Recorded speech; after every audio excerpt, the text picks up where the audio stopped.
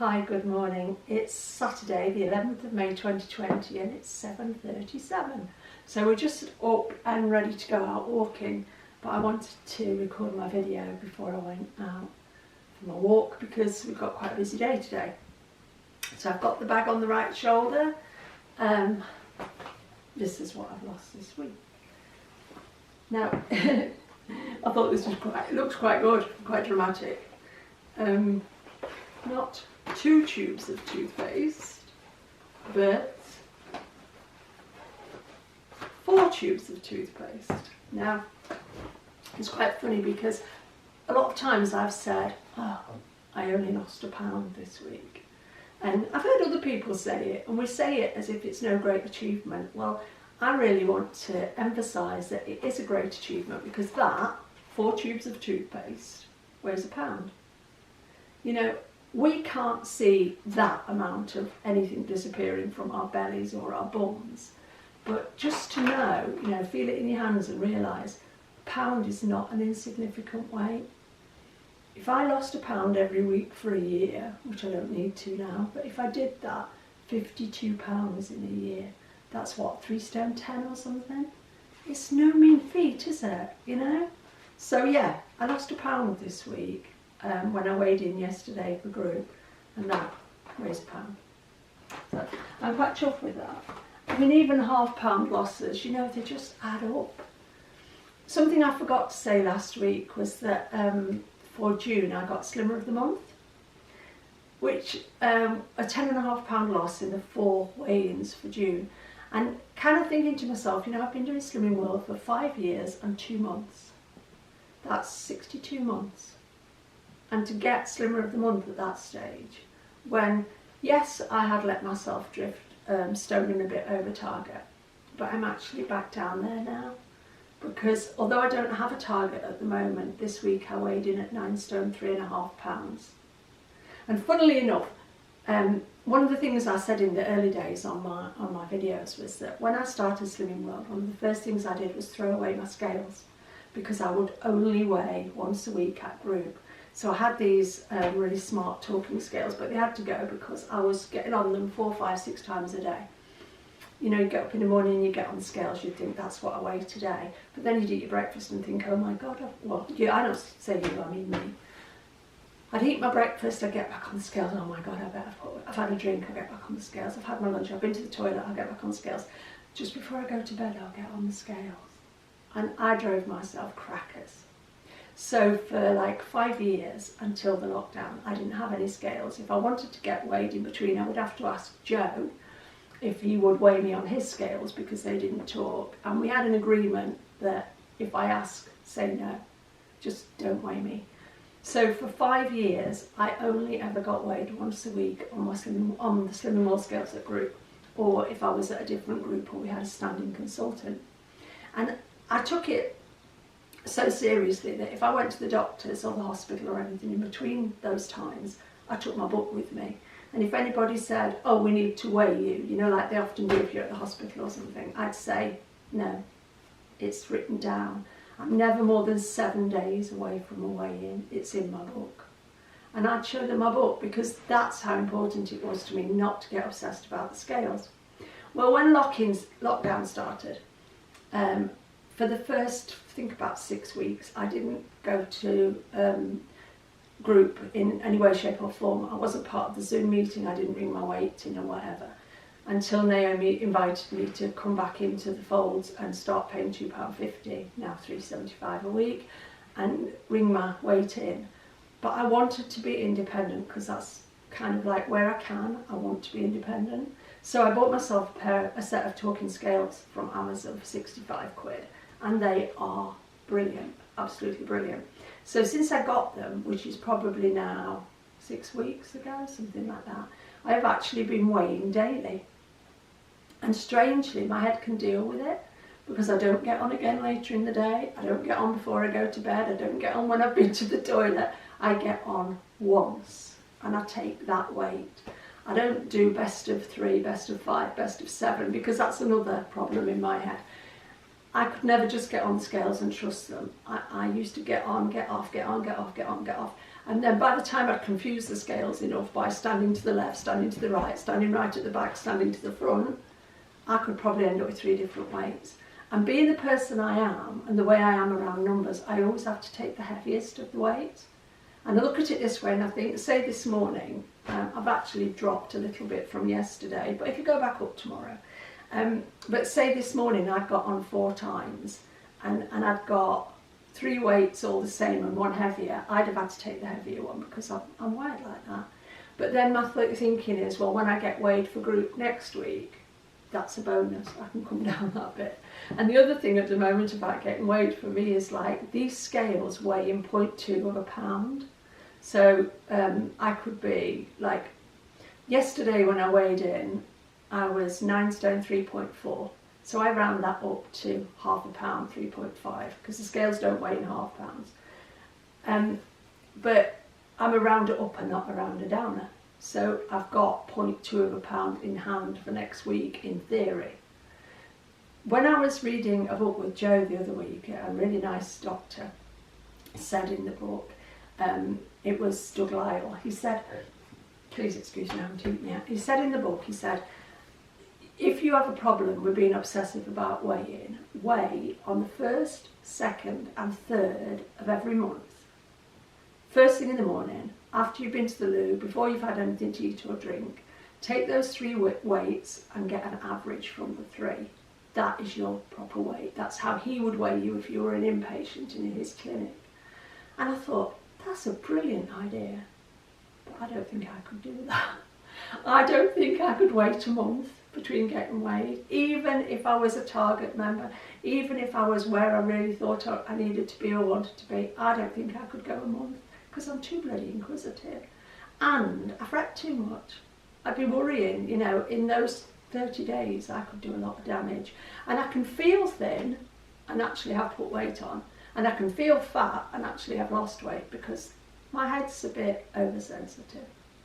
Something that's nice this morning is I was getting dressed and I said to Joe, come and help me choose a top because I forget what colour things are. I mean, a lot of my wardrobe is black or blue, but I do forget what I've got and what colour things are with being totally blind. And Joe came in and he just went, oh, wear this, it's blue and white striped and you like blue and white stripes, and he passed me this top. And I haven't worn this top for ages, I don't think. But you know what's lovely this morning? Well, I couldn't have worn this top a month ago. But what's lovely this morning is to put clothes on that actually feel like they fit and they're yours. I mean, this top feels like it fits everywhere. It fits on the shoulders, it fits up, even, you know, properly on the sleeves and everything.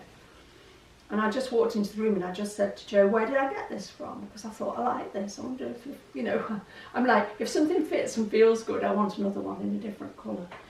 And he looked at the label in the back and he said, oh, it's White Company, size 10. And that's me back to more or less, nearly, almost, whatever, where I want to be. Because I feel like this last week or so, I'm coming back into my right body again. I'm not feeling awkward, I'm not feeling like I've got to lift my head up to hide my chins or stand up straight to hide my belly or whatever. I feel like I belong back in my body. And that's just, what, 47 days back on Slimming World?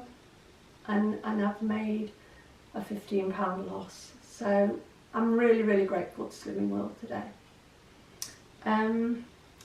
Couple of things I've got on my list. One's a bit of a daft story. I mean, Joe's got a little list, but he'll pick me up on the things I forget.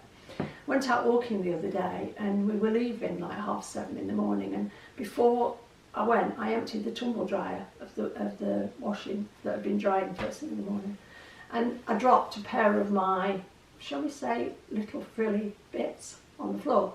So I scooped down, picked them up, and I've got a handful of laundry that I needed to sort. So I just shoved them in my back pocket. I know they're there. When I get through as far as my bedroom, they can go back in my basket. Completely forgot about them. I was just about to go out the door to go walking and it started to drizzle, so I grabbed my jacket out of the coat closet, put on my jacket, and off we went. Joe walks at this side of me. When I got back from the walk and took off my wet jacket, and I thought, what's that? I'd walked 5k with my knickers hanging out my back pocket. Thank God they were only just hanging below the bottom of my jacket. If I'd gone out without a jacket, yes, you can imagine. But you know, that's something else, like a non-scale victory, because a stone heavier than I am today in these jeans, I would have not been able to shove anything in my back pocket because it was full of bottom. So yeah, I went walking with my knickers hanging out in my pocket. Whatever is this world coming to? What else? Oh yeah, that's something I did this week, something different. Had a phone call on Tuesday from my consultant. She'd been asked to do an interview with a local newspaper, and then she asked me, would I do one? Well, you know me, don't you, by now? I've got the gift of the gab, haven't I? So I actually did an interview with a lovely reporter from the Nottingham Evening Post on Wednesday, and it was in the online paper on Thursday. That's something new for me. I've done an interview on my channel with a journalist, but I've never done anything for a newspaper before. So yeah, all interesting experiences and things I would not have done at 22 stone, because I didn't like leaving the house at 22 stone. Not so shy now. So I think weight loss, you know, can really help our confidence. It's certainly helped mine. What else have I got at the top of that list, Joe? That's it from the top. That's it from the top of the list. You've got Breakfast Like a King. Oh yeah. We've been reading for a couple of weeks or so a book by Dr. Michael Greger called How Not to Diet. And one of the things that came up in the book, and it also came up in an audiobook I was reading this week, so when things come up twice, I listen and I take a bit more notice. But something I know I've referred to on my channel way back was the old adage of breakfast like a king, lunch like a prince, dinner like a pauper. And Michael Greger gives a sort of scientific medical explanation of why this works.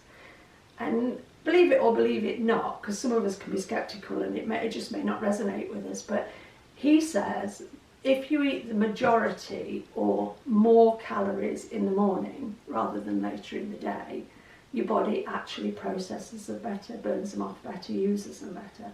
It's in the book. I can't quote stuff, I can't read stuff, or Joe can't read stuff to you from the book because of copyright. But if you're interested, I mean, this book might come up in your library, local library, or you can request them to get it if you don't want to spend 10 quid on buying it from Amazon. So How Not to Diet. But he explains that principle of eating more earlier in the day. So the last 2 weeks I've kind of turned it on its head, and I'm having more for breakfast, but my biggest meal is always my lunch. But I am having more for breakfast and a big lunch, and then less at tea time. And what I've actually been doing, and it sounds really daft, but hey ho, actually having my porridge at tea time. It's not like I've invited somebody for a meal and I'm going to give them porridge. It's what I eat, and that's all that matters to me. But to actually have 50 grams of porridge and 300 grams of milk and water at tea time, I find really filling. And this week I've gone back over choosing a milk that Joe recommended that I really do like. I mean, I think I've hit the jackpot with milk, even though I think I'm going to have to sin this milk, but hemp milk, made by a company in Devon called Good Hemp. And OMG, it's really nice, isn't it, Joe? Yeah, I think it's great. Because Joe can't have nut milks because of nut allergies, but hemp milk has a bit. Well, we use hemp seeds. We'll throw hemp seeds on our meal. Hulled hemp seeds are, I think, 1.5 sins per half tablespoon. But we'll throw them on our meal. And I said to Joe the other day, these taste like pine nuts. They're a lot smaller, but these taste like pine nuts. And then we were reading, and we were buying some Whole Foods stuff from the company we use, which is a company called Buy Whole Foods in Ramsgate. B-U-Y, Buy Whole Foods. And they're not paying me to say that. I'm just telling you because I'm getting a good service from them, and I'm really impressed with what they offer on their website. It's not sponsored in any way. It's not an ad. It's just, this is the company I'm using, I'm paying for. And so Joe was reading me on, we were looking at different beans, and Joe was also reading me the nuts and seeds bit. And he said, oh, look at this. He said, you said the other day hemp seeds taste like pine nuts. And it says here, taste of hemp seeds, a cross between pine nuts and, was it sunflower seeds? Yeah, sunflower. And they do, but they're much, much smaller. But you must buy them whole, otherwise they just go straight through and out the other end. Can't digest them. So why am I telling you this? Oh yes, so I've been putting hemp milk and hemp seeds in my porridge. And what's really strange is the hemp milk is totally unsweetened. Now last night I had the porridge without the hemp seeds because I'd had linseed at lunchtime. So I'd got my omega-3s from that. But do you know what is omega-3s, yeah? Yeah. Yeah. I get mixed up between the 3s and the 6s. But what is really strange, and I said to Joe when I was eating it, this tastes sweet. And there's nothing in it to sweeten it. I can taste the sweetness of the oats now. Now, I was so bogged down in having Alpro Professional Coconut Milk, chasing the sugar. And I'm like 47 days into eating this way on plant food, whole base, whatever, but on Slimming World plan. And my taste for sweet things has just changed. I'm tasting sweetness in places I wouldn't expect to find it. And, you know, if I could have a one-woman campaign, Slimming World or no Slimming World, I would say to people, cut artificial sweeteners out your diet. They're so not good for us. And the things they can do to your blood sugars are astounding. But then maybe read Michael's book, because it tells you in there, and it tells you in a lot of other places on the World Wide Web. I'm so against artificial sweeteners, and I know what other people do is none of my business, but read about them before you dollop them on everything. It just keeps us in the trap of wanting sugar, wanting sweet, craving sweet stuff. And I found, like, amongst my own circle of friends, the people who've started using skinny syrups, and they're not the only ones either, there's loads of different ones, but the people who start using these things start with a teaspoon. And, you know, before long they're onto a tablespoon and then 2 tablespoons, because it's like salt. If you use a lot of salt, it can increase. In fact, I'll go too far as to say it's like chilli, because Joe's, in the last couple of weeks, quite got into chilli flakes. The first day it was a tiny bit, wasn't it, Joe? Yeah. And then it's like your toleration levels go up. And when you see somebody go through from 2 twists of chilli within about 10 days, and they're up to, like, was it 30 the other day? It was a lot, wasn't it? Yeah. Because he can tolerate a lot of chilli. I can't. Like, chilli is something like Maybe not 30. Well, it was a lot, wasn't Yeah, it? it was about 15 probably. Yeah, but you had it twice that day. Yeah. So that's 30. But he can tolerate those sort of things. He's not, he doesn't have a sweet tooth, but if you know, there but for the grace of whatever, because if that wasn't chili, it could be artificial sweeteners. And it's so easy because our tastes can change in either direction, and much wants more. And I just found, you know, my last experience of artificial sweeteners was one day in Costa when they made me a coffee, and I don't know why, it wasn't asked for, but they put artificial sweetener in it. And it was just unbelievable. Couldn't taste the coffee, couldn't taste the milk, it was just like liquid artificial sweetener, because I don't have a sweet tooth in that way. But I would encourage people to read about artificial sweeteners. Some of them are quite bad, as in, you know, the cancer stuff and all that kind of thing. But some of them are just, well, we don't know. The jury won't be in for probably another 10 or 20 years, and then, you know, some of us are going to pay the price of using a lot of them probably. I don't want to be a scaremonger, I just want people to be educated. There's so much out there that we don't know that we would benefit from knowing. You might read it and you might think, I love my artificial sweeteners. Sod off, Jane, I'm going to stick with them. And that's fine, as long as we're all making informed choices. I think that's what matters. That's what I care about. Right, and finally, somebody called, I think it was Les, left a message on my video, pardon me, from midweek, and I was talking about kiwis. And I peel them, and Les said, please don't peel them, top and tail them and eat them like an apple. Now, Joe's going to hold 2 kiwis in front of the camera. What colour are mine, Joe? They're both kind of like a golden brown colour. Now, can you clearly see on camera that one of these is quite hairy? Yeah, the one on the right is definitely a lot more hairy. Now that's Joe's kiwis, that's what I call a normal kiwi. The other one, which has a much, much smoother skin, is my golden kiwi. I think they're both about the same price in Asda at the moment. We pay about £2 for a pack of 4. But the golden ones I can eat with the skin on, and thanks for that, Les, because as you pointed out, much better fibre. So since Les told me that, I've been eating my kiwis with the skin on, cutting them into segments, eating them with the skin on. But I am sorry, there is no way I could eat that hairy one, which reminds me of a tarantula's body. No, couldn't go there. But I'll stick with my goldens.